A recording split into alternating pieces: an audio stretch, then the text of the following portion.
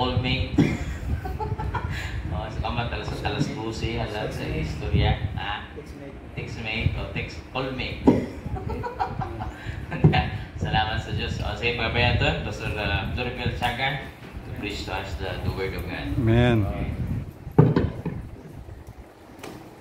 Mayad nga hapon sa tanan. Amen. What a great privilege nga this afternoon ako rogin tawan pagkakataon ni Pastor Jude kay gayunan nga pahayag naton ro pulong ni Dios. Kapasalamat man kita sa Ginoo bangod sa mga miyembro itharang simbahan Faith Fundamental Baptist Church. Salamat din sa inyo mga miyembro sa pag-amuma kamon kabay pa nga i-bless pagit kamo it Ginoo. Amen. So kami ay busogid, busogid kami sa inyo nga ginhanda nga mga pagkaon. Pastor John, thank you kita sa pribilehiyo nga makatindog kita sa aton nga tunga makara. Actually, ro aton nga fellowship aray nagdepende ro aton nga mamba naton programa sa host naga-fellowship. Minsan sa mga ibang simbahan ang ginaobra lang ay mag-prayer lang kami, pakaon o amo lang na. Pero si Pastor John naghambag kapon, why not Pastor Tiaga na ikaw apon pawalihon tapos pero mga miyembro ay ina. So ako naman sige, no problem kung ako imugit pili nga pawalihon. Okay, salamat kid. Ay pribilehiyo na. Punta si Pastor Joyce. Pero nakita naman si Pastor Joyce sa BBC sa mga pagwali ba sa mga dagko ng simbahan. So ako lang anay man. Ikaw lang ni Pastor John. So this afternoon, thank you so much. To God be the glory. Amen. So siguro dahil yung awitin natin ay Tagalog naman, di ba? At saka si Pastor, si Preacher Gideon ay nagtatagalog dito, di ba? So siguro yung gagawin natin ay parang mix lang yung ating dialect. May Tagalog, may Aklanon, depende, no? Kung ano ro pag ikot at balaan yung Espiritu. May Ilonggo man. Malaynon. Before I read our text this afternoon, mayroon pong isang pastor. Dala niya yung kanyang asawa, yung kanyang mga anak. Malaki na yung kanilang mga anak, dalaga, miro na. At sila po ay naimbitahan doon po sa Manila para makapag-preach ng salita ng Diyos. So siya po ay tinawag na. At doon sa pulpito ay parang sabi niya, nahiya ako. Kasi Ilonggo siya eh. So hindi ako marunong mag-Tagalog ba? Straight na mag-Tagalog. Kaya sinabi niya, parang gano'n siya. Church, ako ngayon ay parang nalilibog na sa harapan ninyo. So iba yung libog eh. Nalilibog na ako. At saka by the way, ito pala yung anak ko. Ito po yung hinipo ko. So, diretso lang kita, hindi nyo naiintindihan. Hinipo, bunso. Yung Bunso. hinipo abe sa Ilonggo, bunso ron eh. Ito na, nalilibog bunso. ako. Ibig sabihin na budlayan siya. Nahirapan. Siya. Okay? Yung kanyang bunso ay hinipo. Sabi ng bunso. pabihira, Pastor. Bastos pala yung pinag-preach mo sa amin Okay, yung speaker. So, may request to please all stand up. At siguro, natin na magtatagalog din tayo minsan. Kasi sabi ko nga, sa Makato kasi kami. Yung alam din natin, yung Makato ay extension ng Makati yan. Wow! Makato, Okay, Makati. let's open our Bible in Psalms chapter 16. Okay, babasahin po natin ito. Sagutan po tayong magbasa. I will read verse number 1. Kayo po sa verse number 2. Mga members, sana po ay gamitin po ako ng Panginoon na kayo po ay ma-challenge, no? Na suportahan pa ninyo ang gawain dito sa Faith Fundamental Baptist. Amen. Ako po ay masaya personally dahil every time na kami ay pupunta dito, mayroon pong mga pagbabago na nakikita namin. Amen. Ibig sabihin, ang Diyos ninyo ay buhay. Amen. Diyos ninyo ay puno ng biyaya at talagang gagamitin pa kayo ng Panginoon. Okay? kung paano po ginamit yung ibang mga simbahan, ibang mga pastor. Kung kayo po ay susunod lang sa liderato ng inyong pastor, Pastor Jude, ay talaga gaganda po ang gawain ng Amen. Panginoon. Dahil yan po yung isa sa layunin ng Diyos, yung kanyang itinatag na simbahan, ay talagang pagpapalain niya. Amen. Not only in spiritual, but also physical and financial. Alright? So, ako po sa verse number 1, kayo sa verse number 2, I love the Lord because He hath heard my voice and my supplication. Verse 2 kayo, ready go. Verse 2, ready? Nandiyan namin mga Bible? Psalm 116. Sorry ha, baka 16 pa tayo. Sorry. Psalms 116. Okay? Simula tayo sa verse 1 up to, depende lang, hanggang whole chapter siguro. Okay, nandyan na kayo? Say amen.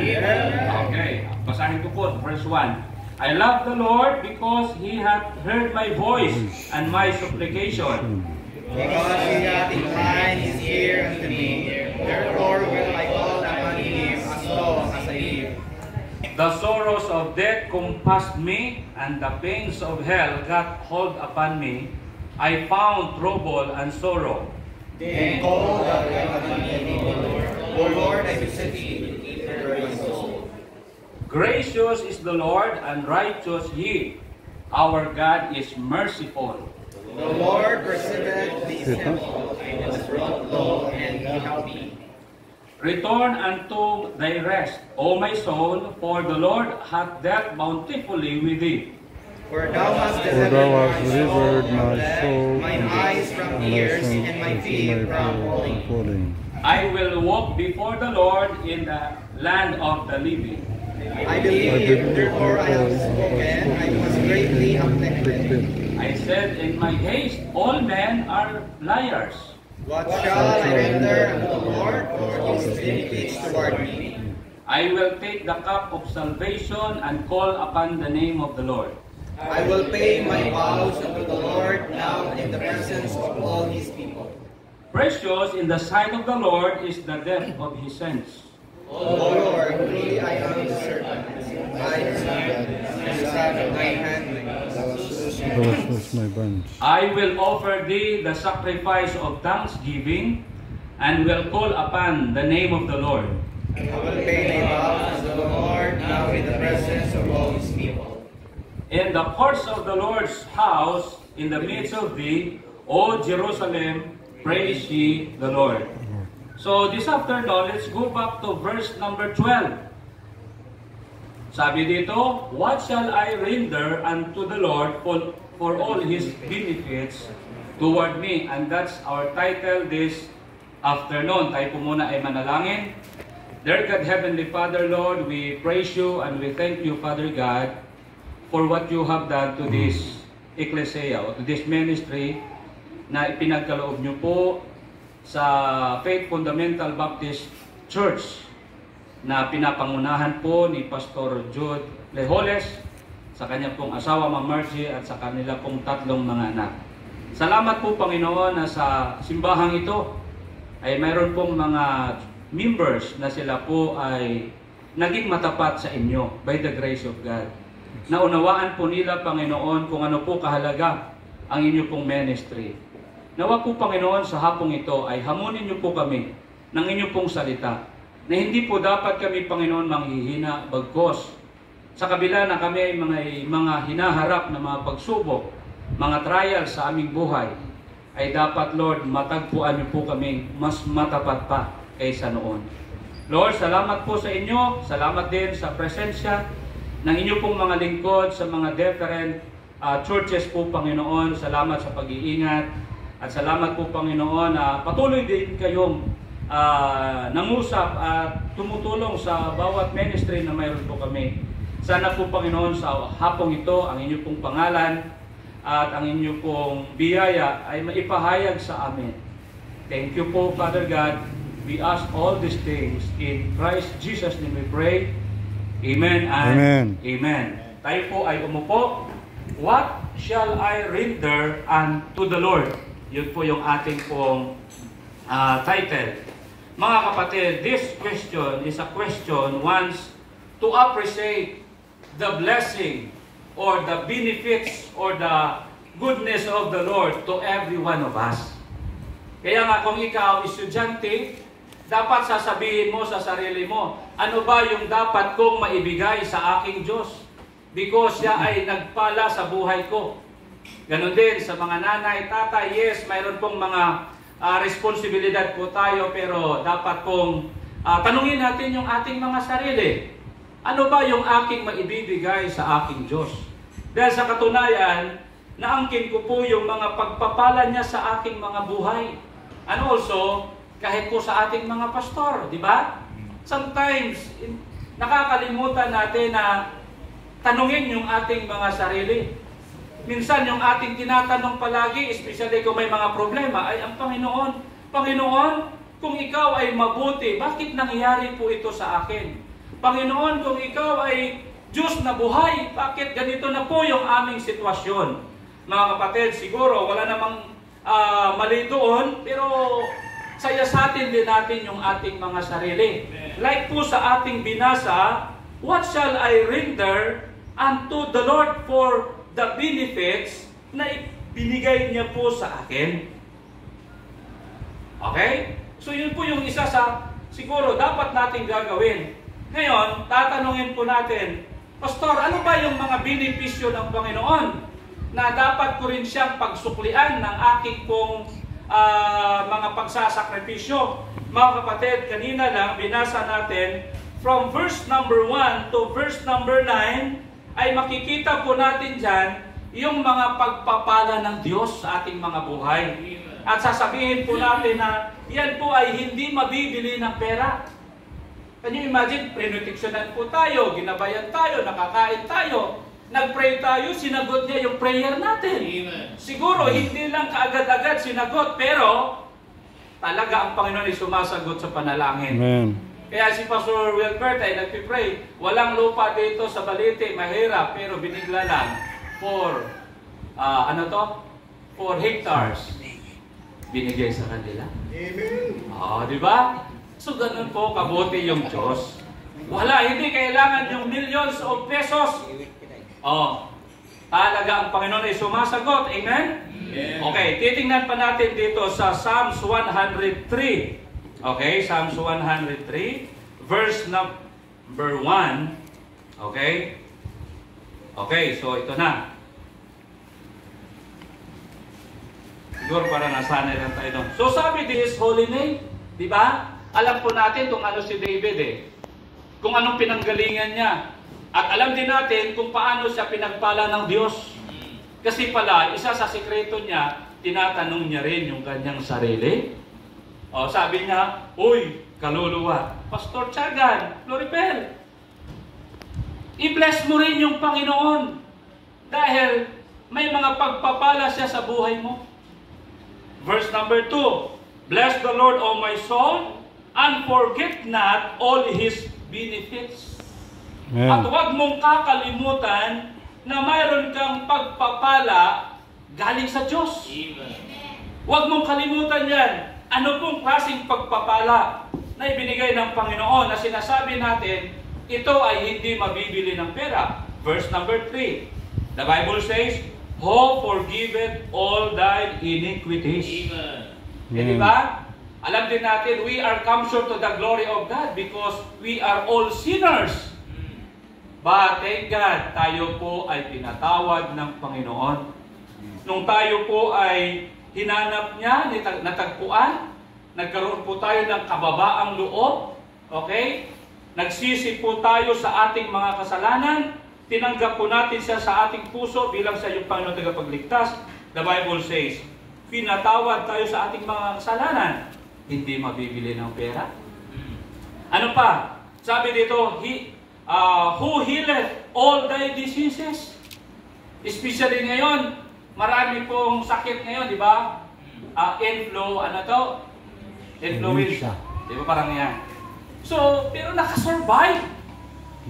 Ngayon sa provincial hospital, ang dami pong mga pasyente doon. Kahapon, nagbisita po kami sa mga members. pumunta kami doon sa Asia Hospital, tapos doon po sa provincial, pambira. Ang dami pong nagkakasakit.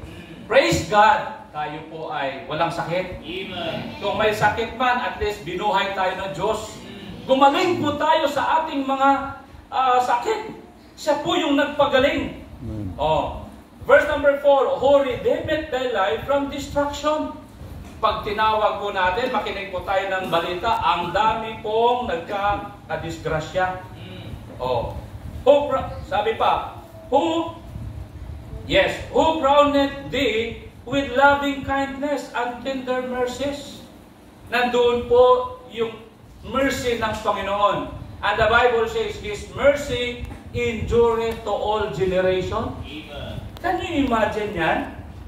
So, makikita po natin dito, verse number 5, who satisfieth thy mouth with good things, so that thy youth is renewed like the eagles.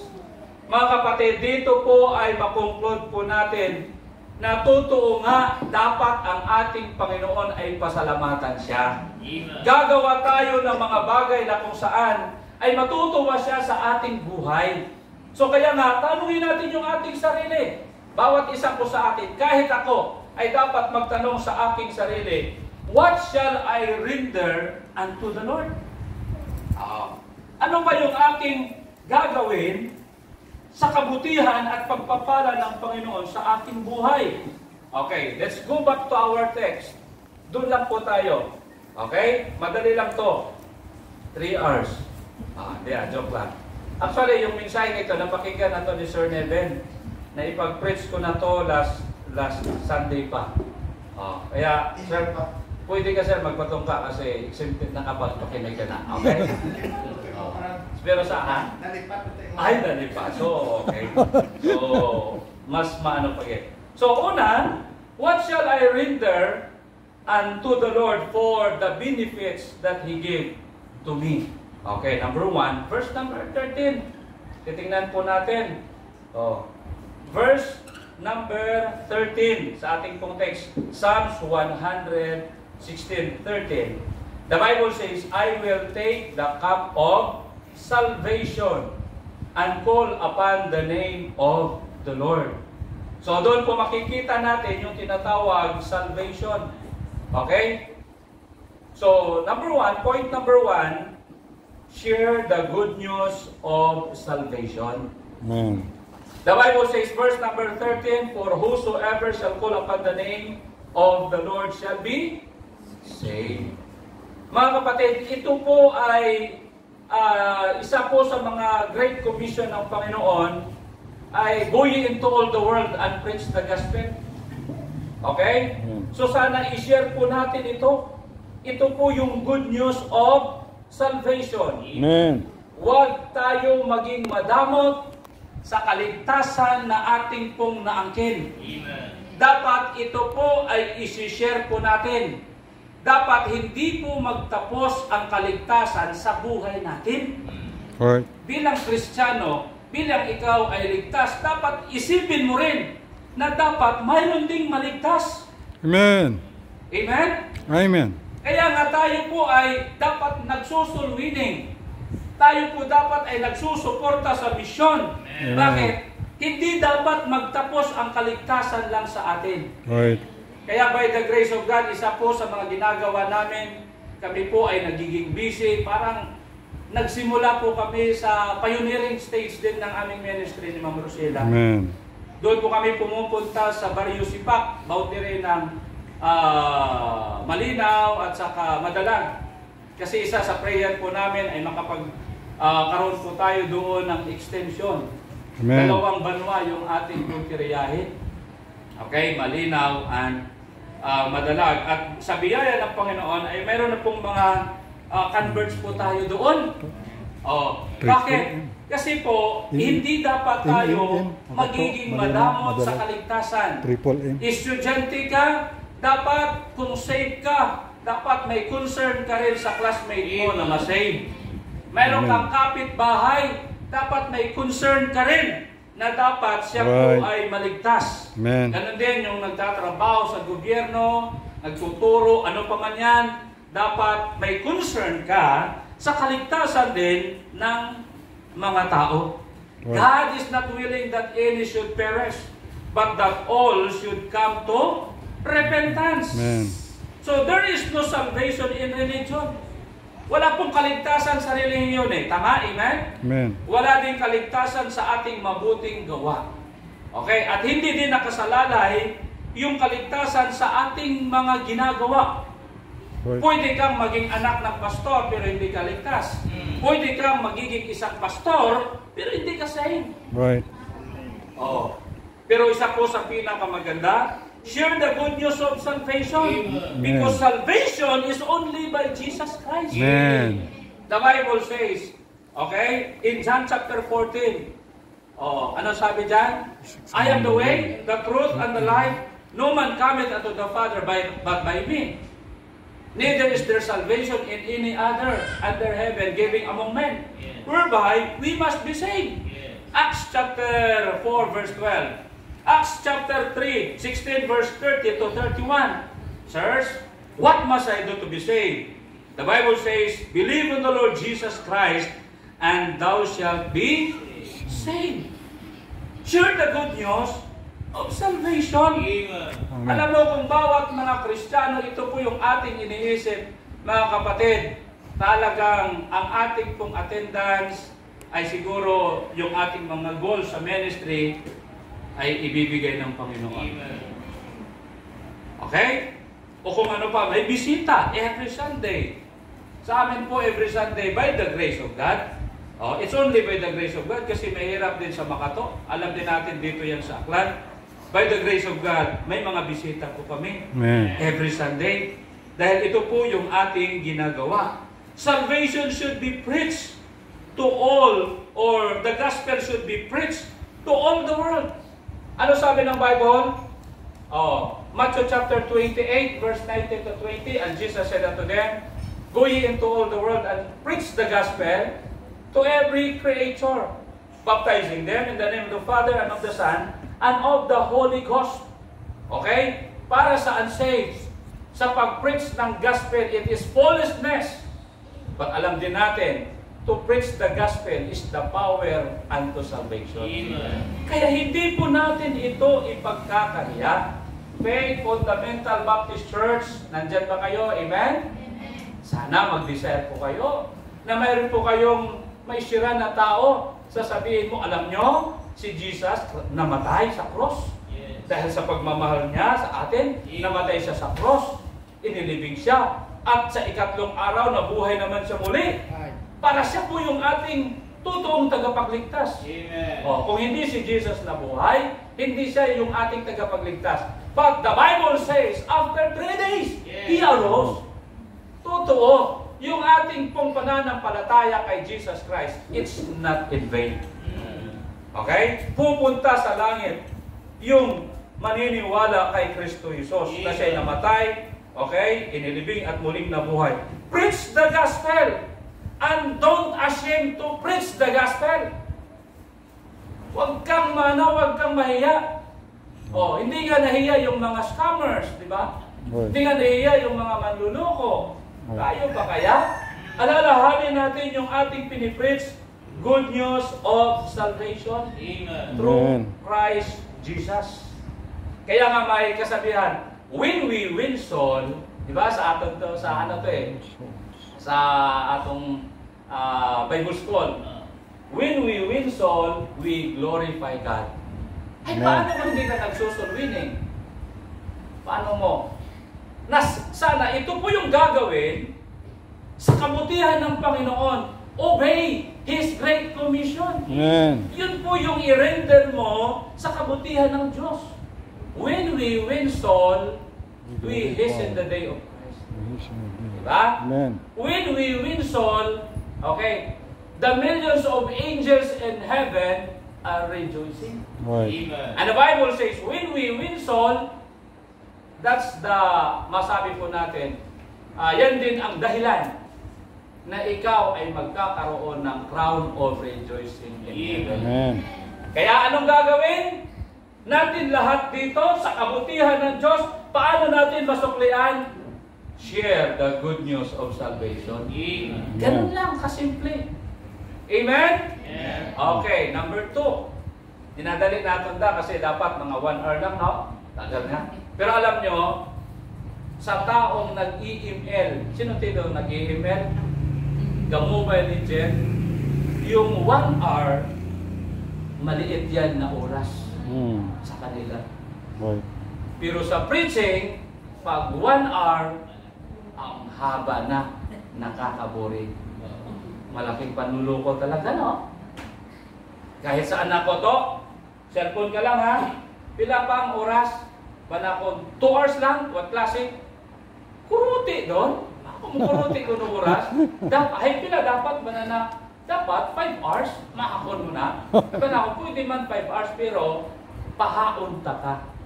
Oh, hanuton ta ka. Papalo. Pero sa preaching, 1 hour, ang tagal na. Pero ito yan. What shall I render for the goodness or for the benefits na ipinagkaloob ng Panginoon sa atin? Okay. Number 2, verse number 14. Okay. The Bible says, verse number 14, ito I will pay my vows unto the Lord. Now, in the presence of all His people. I will pay my vows unto the Lord. That's number 2. Point number 2. Pay your vows. Kailan? Now. Ngayon na. Huwag mong hintayin bukas. Nasasabihin mo, Panginoon, bukas na lang. Okay?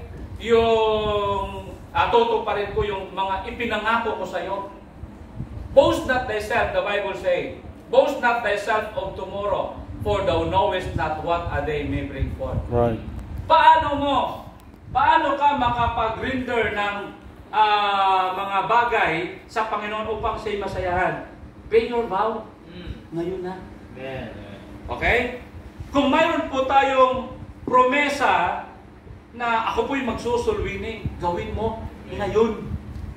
Marami po tayong mga vows or mga promises sa simbahan. Siguro dito sa inyo, hindi ko po alam siguro mayroon po kayong mga faith promise offering, di ba? Para sa mission yan. Ang tanong, binabayaran mo ba? Siguro mayroon kayong first fruit offering or giving. O kung ano pa man yan. Ang tanong, binabayaran mo ba? Sabi mo, ako rin pastor ay nag-promise sa Panginoon na pupunta ako sa simbahan every Sunday. Babalik ako sa hapon. Yan yung promise ko sa Panginoon. Ang tanong, ginagawa mo ba? Kung hindi mo ginagawa, alam mo, gawin mo yan sa iba. Hindi matutuwa sa iyo yung kaibigan mo. At kung yan ay gagawin din sa iyo, hindi ka rin masisiyahan. Yun bang, pangako, Pastor Joyce, bibigyan kita ng 1 million sa Sunday. Hindi mo gagawin, Mama Sotbo at Pastor Joyce. Ganun din bawat isa. Gusto natin, pag may nagpangako sa atin, ginagawa natin. Right. Tama? So dapat ganun din yung gagawin natin sa ating Panginoon. Don't allow your promises will hinder you to serve God, to be effective in the ministry. Puro lang pangako. Kaya puro lang pangako, puro pangako. Tumanda ka na, wala kang accomplishment. Wala kang nagawa sa Panginoon. Okay, so dapat pay your vow. Amen? Amen. Yun po dapat ang gagawin natin. Right. Hindi po tayo mga politiko. Kristiyano po tayo, di ba? Anak po tayo ng Diyos. Hindi ka anak ng atubaw. Anak tayo ng Diyos. Amen? Right. Ito ba? I-ano natin, fulfill your vow now. Ito ba? Fulfill your vows to God now. Dahil kung hindi, Ito ba? walang maganda. Parang sasabihin ng Panginoon, sayang, may sakit siya, pinagaling ko pa. Pero hindi gagawin ng Panginoon yan. Pero sa atin lang, ipalagay. Distraction. Sana kanina may ayam. nabanggaan, nadisgrasya. Pero hinawi ko yung ayam, hindi siya nadisgrasya. So, pero hanggang ngayon, hindi niya pinufulfill. Binigyan ko siya ng kalakasan. Financially, pinagpala ko rin siya. Pero sayang, nakapagpatayo na siya ng kanyang bahay. Pero yung kanyang commitment pa rin sa first fruit at sa mission, hindi pa rin natupad. Diba? Amen? So sana isayasatin natin. Ito po, mayroon pong mga siguro illustration na pwede po natin kukunin. Dito po sa buhay ni Hannah. Hannah fulfilled her vows to God. Amen. Diyan po yan, makikita natin sa 1 Samuel chapter 1, verse number 11. Mas maganda, for the sake of our time, i-take note nyo lang. Pero doon, makikita po natin na si Hannah po ay nangako ng Diyos, baog siya di ba? Okay, pero sabi niya, Panginoon, pag ako po ay pagpapalain nyo, pag ako'y bibigyan mo ng anak, ibibigay ko, Panginoon, sa iyo. So, makita po natin na tinupad po yan ni Hannah. Diba yung story dyan? Right. Tinupad po ni Hannah. Nung siya po ay nanganak kay Samuel, binigay niya sa Panginoon. Isinuko niya doon sa simbahan, sa kay Eli. Hanggang po sa paglaki ni Samuel, siya din mismo yung nagsusuporta. Binibigyan minsan sa membro, Pastor, yung anak ko ay promise ko sa Panginoon, ibibigay ko to. Maging full-time worker siya. Okay? Diyan na sa simbahan. Pero minsan, pag binigay na natin yung ating anak, binabayaan na natin. Iba siya na. Siya yung mismong tumutulong. Pastor, para po sa workers to ha. Para kay Samuel. Ganun ba? So, yun po yung story. At alam din natin niya lahat yan.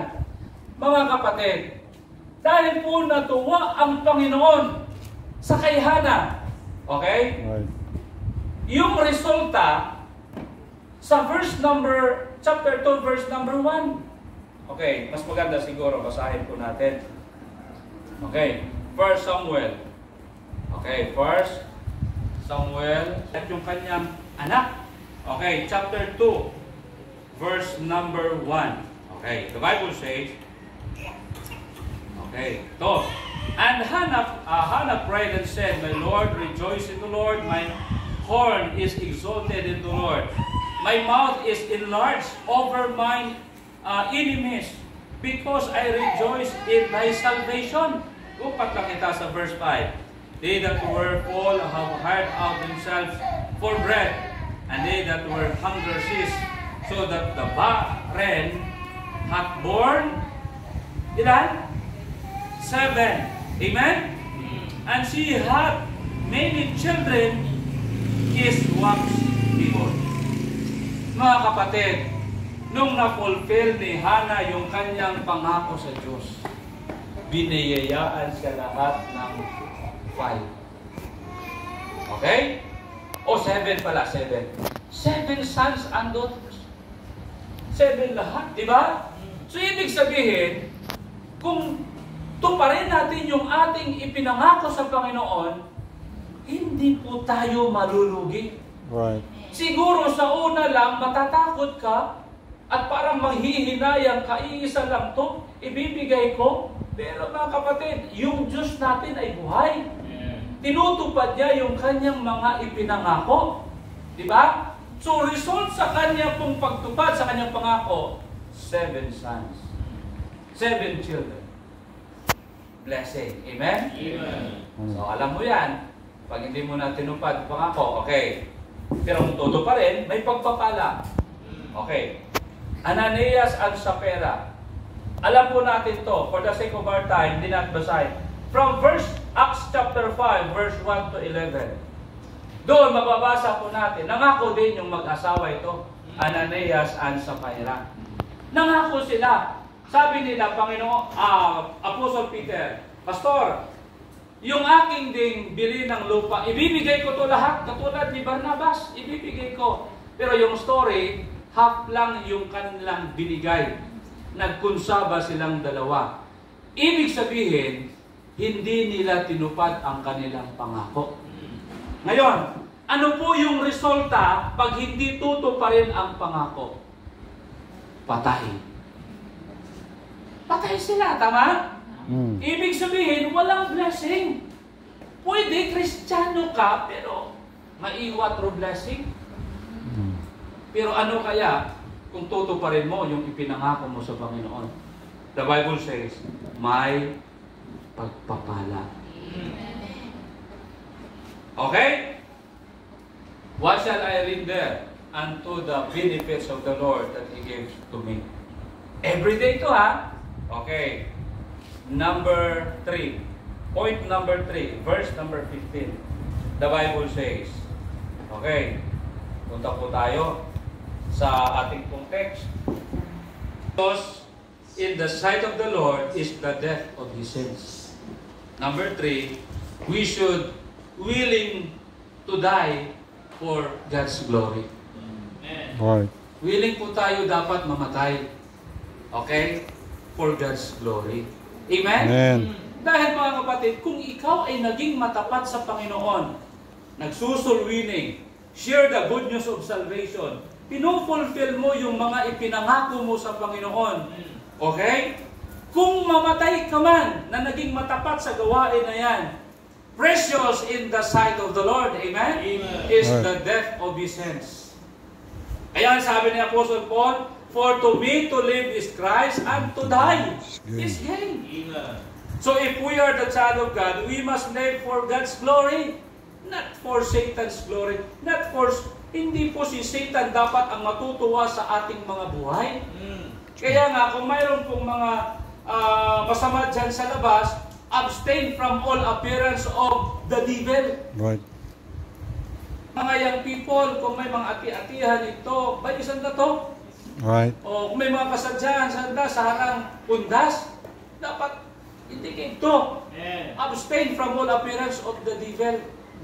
Bakit? Kasi dapat ang Kristiyano mamatay sa glory ng Panginoon. We should willing to die for God's glory. Yun dapat yung maging mindset ng ating pong buhay. Right. Alam mo, kung yun po ay siseryosohin mo, ay nako, hindi ka pababayaan ng Diyos. Kaya nga yung ating mga pastor's wife, sa kanila pong mga testimony, pambihira, marami pong problema, maraming pagsubok, pero sa huli, pagpapala din. Kaya nga may umiiyak dito, tears of joy. Bakit? Yung mga pastor's wife kasi, mas matapat pa yan sa mga pastor. Minsan, di ba? Amen? Huwag yung nag-amen ha. Okay, so at least okay. Then, tayo po mga pastor yung ano. Okay? So yun po. Ephesians 2 verse 10. Be faithful unto death. Amen. Right. Yun po yung isa sa utos ng Panginoon sa atin. Ito. Ano po katapat yung mga Kristiyano dapat? Tingnan po natin. Hebrews chapter 11. Okay? Trials, marami pong mga persecution, marami pong hadlang.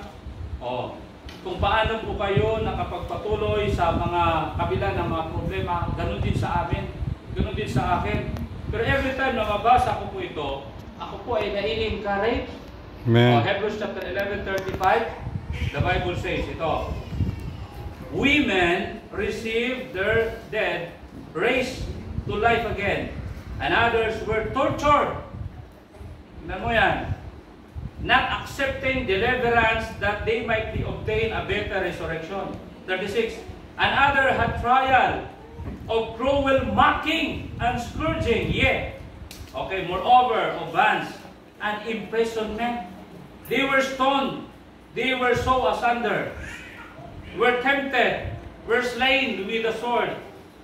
They wandered about in sheepskin and goatskins, being destitute, afflicted, tormented, of whom the world was not worship. Was not worthy. They wandered in the desert and in mountains and in dens and caves of the earth. Dito po makikita natin na ang buhay noon, dahil nanindigan sila and they are willing to die for God's glory, matindi. trials, matinding persecution, nilalagari pero hindi pa rin susuko. Okay? Pinapanitan. Okay? Balatan. Pinapako sa cross. Upside down, pambira, hindi sumusuko. Right. Amen. Matapat na naglilingkod sa Diyos. They are willing to die.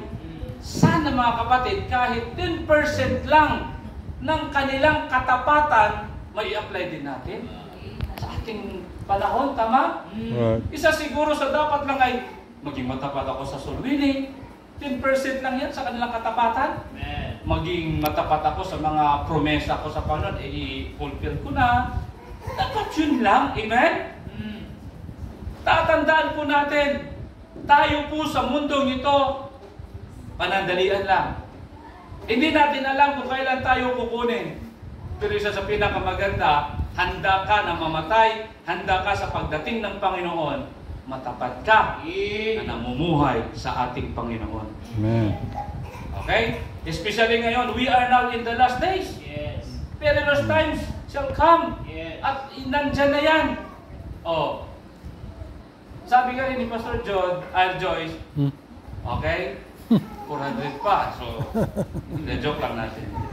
The Bible says in Galatians chapter 2 verse 20, Apostle Paul, ano sabi ni Apostle Paul? Galatians 2:20, for I am crucified with Christ.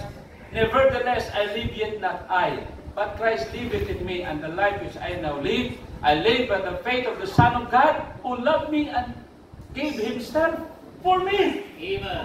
Wow! Tayo po ay naghahanap na mayroong totoong nagmahal sa atin, totoong magkikare po sa atin.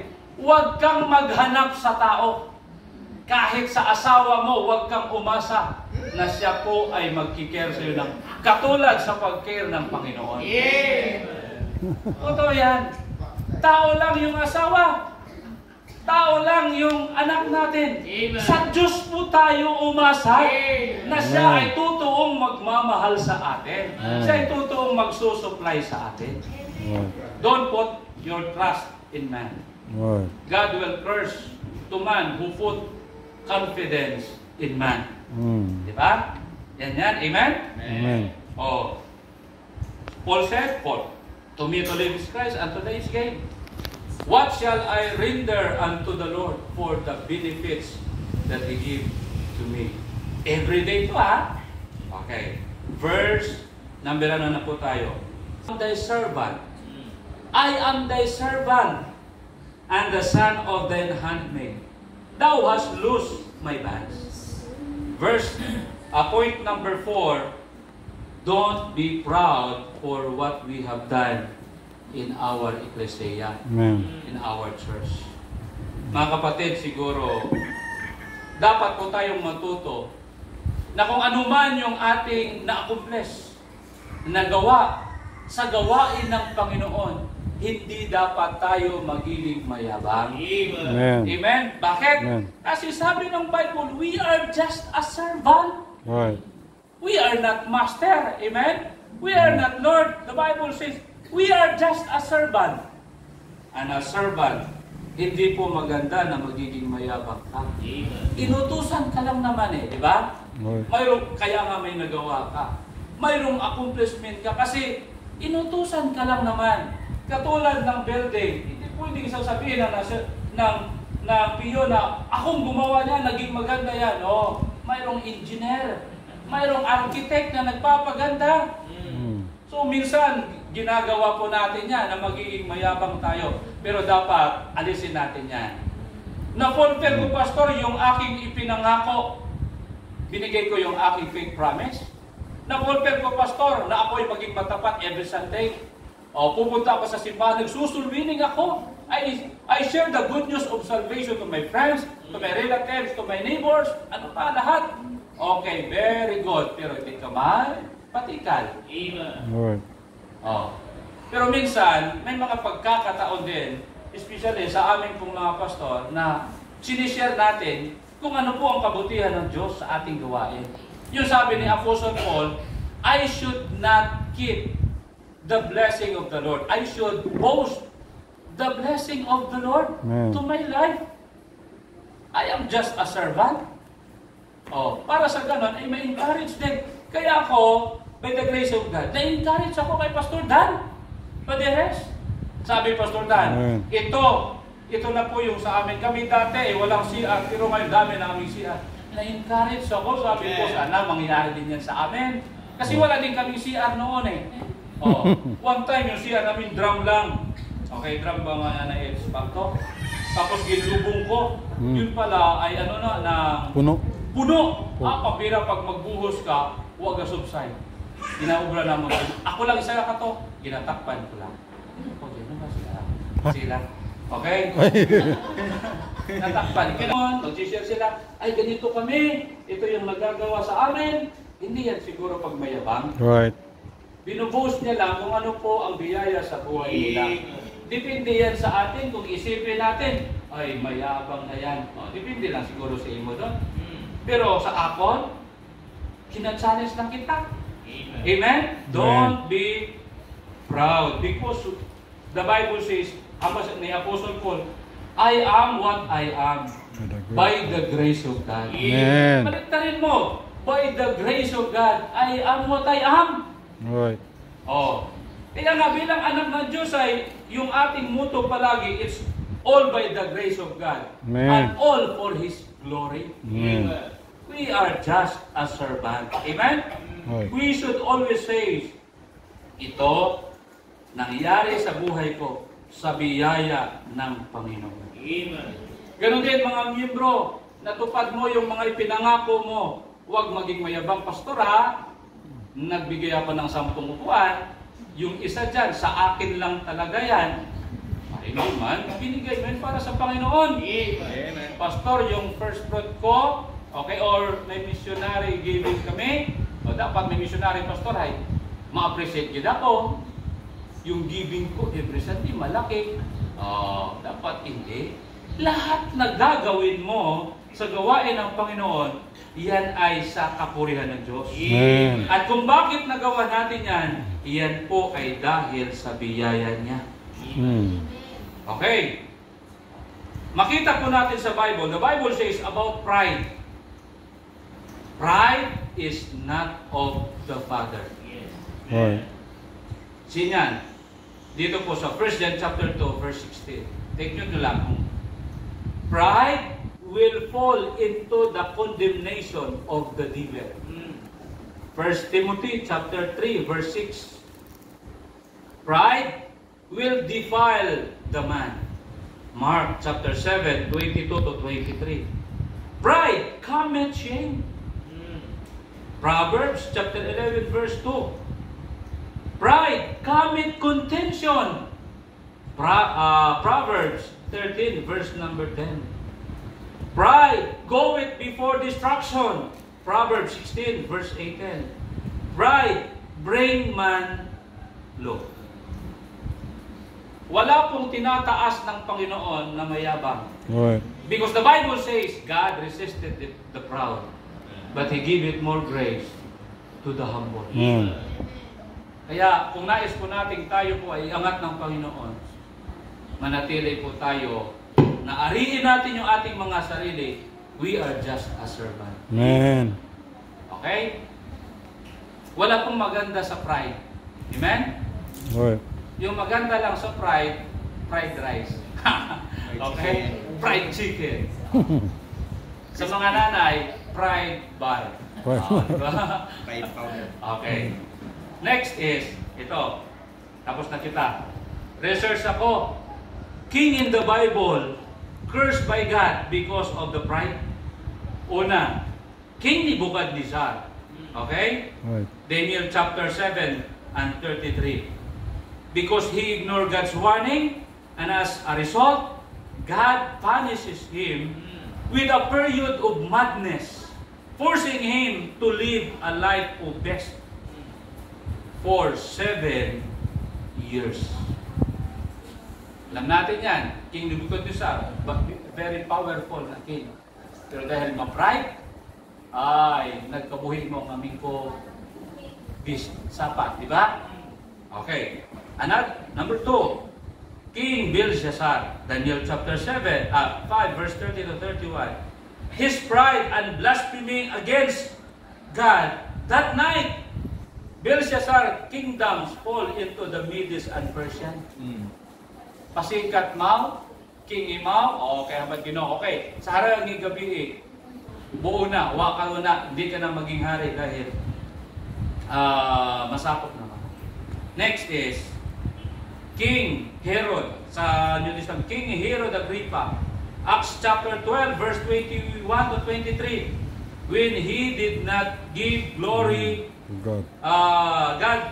the glory for his speech, he was struck down by Right. God and died.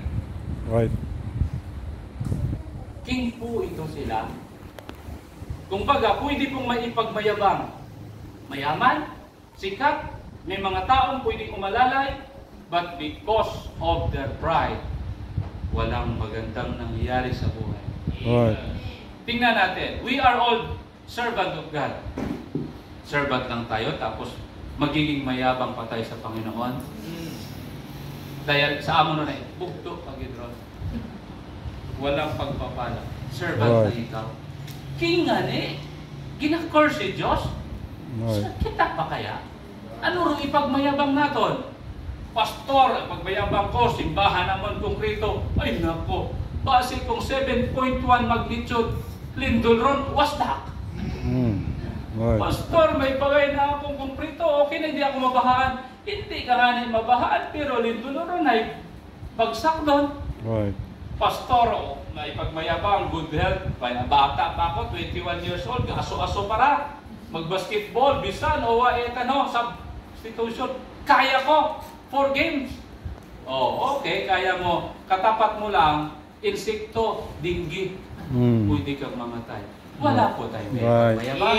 Amen. Po tayo. What shall I render unto the blessing to the Lord na ibinigay sa atin? Simple lang. Bilang miyembro, bilang anak ng Diyos, share the good news of salvation. Amen. Number 2, pay your vow now. You have so many promises in the Lord, pay now. Right. Number 3, ano lang, kasimple? Oh. Ano number 3? Kung kita kadumdum, kumain ako kadumdum. Proud for what we have. We are willing to die for God's glory. Okay, let's pray. Okay, let's pray. Loving God, Heavenly Father, Lord, Yes. we thank you so much, Holy Spirit, for guiding us to understand Yes, your Lord. word. Lord, nirebuke niyo po kami. Nireprove niyo po kami. At the same time, na-instructionan niyo po kami at na-exhort niyo po kami. Salamat po, Panginoon, na patuloy ka pong nangungusap po sa amin. Panginoon, sana po kami ay magiging totoong anak na ninyo. Yes. Na marunong din kami mag-appreciate sa inyo pong pagpapala na ibinigay sa amin. Na itong pagpapalang ito ay hindi po ito mabibili ng pera. But binibigay nyo po araw-araw. Binigyan nyo kami ng buhay. Sinusuplayan nyo po kami ng pagkain. Yes. Napoproteksyonan nyo po kami. Lahat po, Panginoon. Pero Lord, sana masuplayan po namin kayo sa pamamagitan, Lord, ng aming pong pagsunod sa inyong dakilang utos. Share the good news of salvation. Sundin po namin, Lord, ang inyong sinasabi, we ought to pay our vows. Ngayon na po. And we are willing to die for your glory. And we ought to become a humble because we are just a servant. Lord, thank you po sa inyong salita na ipinahayag sa amin. Salamat po, Panginoon, sa paggamit niyo po sa amin. Dinadakila po kayo at patuloy din, Panginoon, na pagpalain niyo pa ang Faith Fundamental Baptist Church dito po sa Caloosahan. We give up the honor and glory in Christ Jesus and we pray. Amen. Amen. Amen. Thank you, Pastor John. Okay, thank you. Sige, salamat sa tsagaan. Okay, so, siguro medyo dayan-daray, may tao lang kita yung Pastor John, medyo hindi kita hindi kita ka, may blessing, syempre may ina-share man. So, Amen.